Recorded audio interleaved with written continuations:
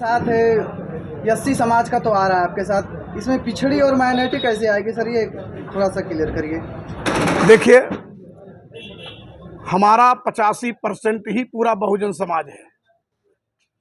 इसमें 85% में भारतीय संवैधानिक व्यवस्था और अधिकार के तहत हम सब एक हैं। हमारा माइनॉरिटी समाज है, हमारा ओबीसी समाज है, हमारा दलित समाज है, सब हम भाई हैं। और हम सबके लिए संविधान में एक जगह दिया गया है, अधिकार दिए गए हैं, व्यवस्थाएं दी गई हैं। तो हमारा जो 85% का ये कुनबा है, ये हमारे साथ है। आपको लगता होगा, कहीं से विस्मय होता होगा, मुझे तो नहीं लगता, क्योंकि भीम आर्मी आज़ाद समाज पार्टी का जो मिशन है, जो मूवमेंट है, वो 85% लोगों को न्याय दिलाने के लिए, अधिकार दिलाने के लिए, और जो हमारे आरक्षण, संवैधानिक अधिकार और जो रोजगार जिस पर लेकर के ये डबल इंजन की सरकार तमाम चीज़ों को तब्दीली कर रही है, हमारे 85% लोगों के साथ वोट लेकर के भी गला काट रही है, अन्याय कर रही है। इसलिए आप ये जानिए कि पूरे देश प्रदेश के 85% लोग अब की बार एकत्रित होके आने वाले 24 के लोकसभा के चुनाव में ये संविधान नहीं बदल पाएंगे, लेकिन इनको जरूर बदल देंगे लोग। तो सर, संविधान बदलने की बात की जा रही है, क्या इस पे भीम आर्मी सड़क पर उतरेगी सर? भीम आर्मी तो ऐसी सेना है कि 1.25 लाख से एक लड़ाऊं तो भीम आर्मी का सिपाही कहलाऊं, कहने वाले हमारे योद्धा हैं। और हमारे लोगों को सड़क पर उतरना पड़ेगा, चाहे दिल्ली के सरकार को घेरना पड़ेगा। तो इसके लिए भीम आर्मी पीछे तोड़ेगी। पूरी दुनिया, पूरा देश जानता है कि भीम आर्मी एक स्ट्रांग सेना और 85% लोगों की लड़ने वाली सेना है।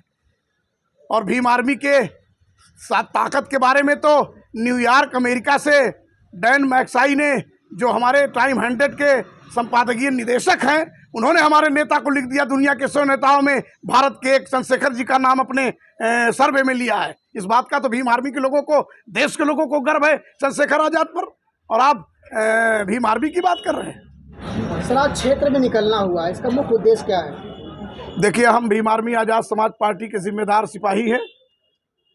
पार्टी ने हमें राष्ट्रीय सचिव के पद पर जिम्मेदारी दिया है, तो हम अपने जनपद सिद्धार्थनगर में, अन्य जिलों में भी एक मुहिम चला रहे हैं। पार्टी के मूवमेंट को, पार्टी के उद्देश्य को, पार्टी के विचारधारा को लेके, मान्यवर साहब और बाबा साहब के विचारों को लेकर के जनमानस में जा करके उनको जोड़ रहे हैं।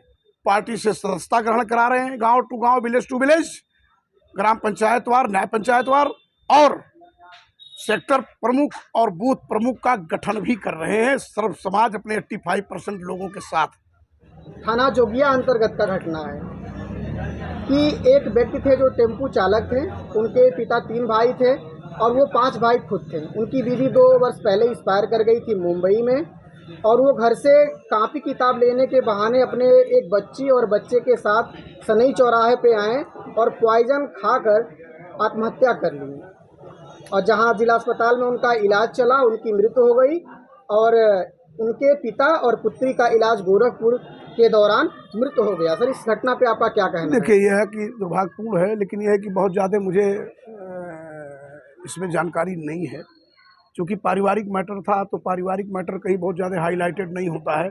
कभी कभी लोग परिवार में उसको भाई सामाजिक दृष्टिकोण से अपने आप को बचाते हुए कम रखते हैं। मेरे संज्ञान में बहुत ज़्यादा इस मामले को लेकर के है नहीं, लेकिन थोड़ा हल्का फुल्का सुनने में आया था जिस तरह से आपने बताया, लेकिन बहुत विस्तार से हमारी इसमें जानकारी नहीं हो पाई है।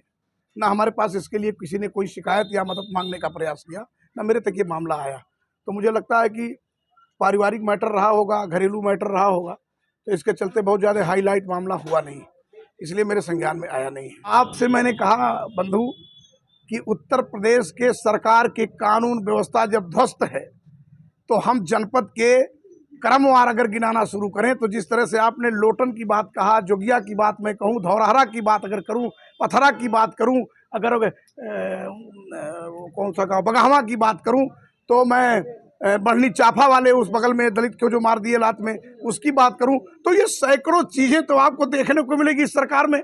इसके जिम्मेदार तो सरकार के लोग हैं कि जो खोखला दावा करते हैं कि उत्तर प्रदेश कितना बढ़िया लाइन आर्डर कहीं है ही नहीं है। और मैं कहता हूं, इतना लुंज पुंज और इतना जंगल राज तो किसी प्रदेश में है ही नहीं है, ना इतना बड़ा जंगल राज किसी के शासन में था जो आज हम लोग को देखने को, सुनने को और सहने को मिल रहा है। सर, हाल ही अभी चंद्रशेखर जी से आप मिलकर आए हुए हैं, कुशलता क्षेत्र के बारे में क्या कहा और क्या दिशा निर्देश उन्होंने वहाँ से दिया? देखिए, हमारे पार्टी के वो मुखिया हैं, समय समय पर उनसे संपर्क बनाना जरूरी है, मिलना जरूरी इसलिए है कि आगे बढ़ाना है, पार्टी के मूवमेंट को आना है, तो उनका निर्देशन की तो पड़ेगी ही। और कि कुछ मिशन को लेकर, पार्टी के गठन को लेकर के, कुछ चीज़ों को, आने वाले चुनाव पर विचार विमर्श है, उस पर भी है। तो जिस तरह से आज देश की स्थिति है, देश और प्रदेश की स्थिति है, डबल इंजन सरकार की जो स्थिति है, जिस तरह से लोगों में एक अराजकता का माहौल हो गया है, एक भय का माहौल है, चाहे वो महिलाएं हों, चाहे नौजवान हों, चाहे बुजुर्ग हों, कोई भी अपने आप को सुरक्षित महसूस नहीं किसी भी दृष्टिकोण से।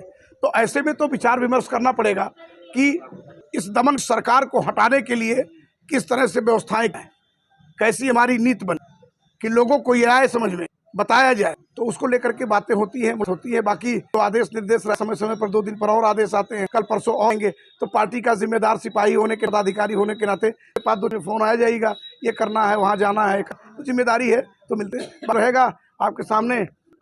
मतलब आएगा, आप तो चौथ में से तो पैनी नजर